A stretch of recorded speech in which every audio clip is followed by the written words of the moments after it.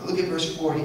But Peter put them all out and knelt down and prayed. And turning to the body, he said, Tabitha, arise. She opened her eyes. And when she saw Peter, she sat up. Then he gave her his hand and lifted her up.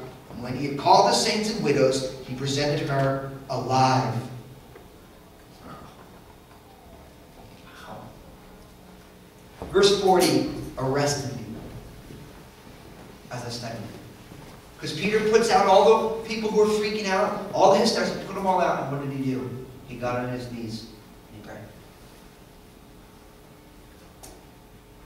The reason this grabbed my heart is because realistically, if we took a survey right now, no more we won't, my guess is that the amount of prayer that has been asked in this room, all of our time total, probably totals less than 1 hour.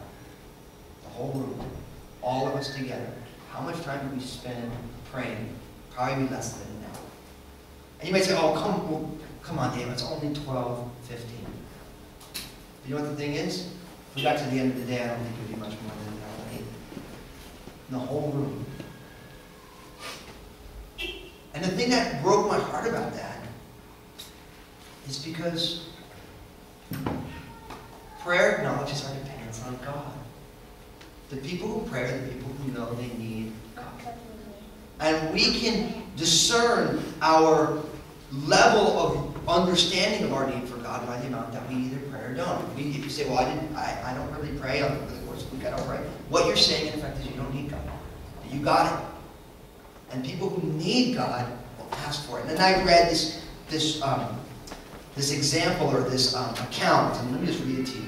Many years ago, 5 young college students made their way to London to hear Charles Haddon Spurgeon preach. Now, if you don't know what Spurgeon is, they call him the Prince of Preachers. He got saved when he was 16. He started preaching almost right away. He started pastoring when he was 18. He was probably the first megachurch pastor of the modern era.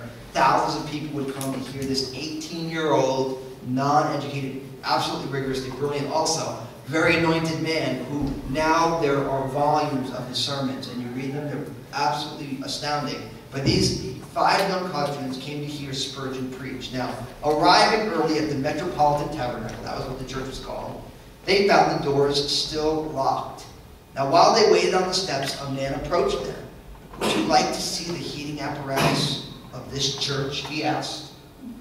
That was not what they had come for, but they agreed to go with him. You can imagine this, right? They're there, the doors are locked. Some guy walked up, hey, you want to see the heating apparatus of this church? And they're standing outside, so I figure, why not?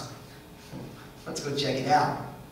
Now, listen to what happens. He led them into the building and down a long flight of stairs and into a hallway. At the end of the hallway, he opened a door into a large room filled with 700 people on their knees praying.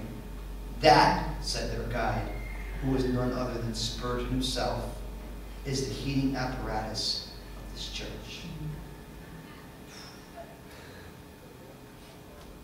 Wow. That's powerful, isn't it? Spurgeon said, the heating apparatus of this church is the prayer room. And you know what? As I read that, I thought about that, I said, you know what? No wonder our lives are cold. No wonder why even big churches feel hollow, large numbers of people. Because we're not people of prayer. We're not people, we can get up to get there on time for work, but to get there and hang out with God, God's just not drawn. It's like the paycheck isn't as consistent as we'd like it to be. The reality of Him is not profound enough to get us out of bed in the mornings. And I was heartbroken when I read it.